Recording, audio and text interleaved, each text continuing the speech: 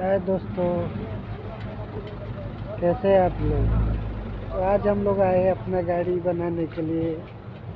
Brake fail हो गया था, इसका एक सिलेंडर गया, वो यहाँ रिप्लेस हो रहा है, आप लोग देख सकते हैं। मैं तो डर गई। आदमी का भी वीडियो लेके और साथ में। हाँ, और भाई साहब बना रहे हैं।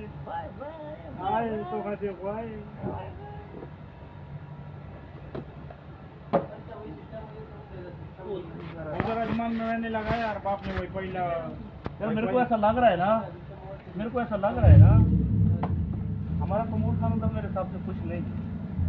ये जो नया रूम है ना, तो यहाँ आया करे, यहाँ पे बहुत सारी गाड़ियाँ आती हैं, बनती रहती हैं, आप लोग देख सकते हैं। बहुत ही अच्छा सर्विस है, आप लोग यहाँ आए।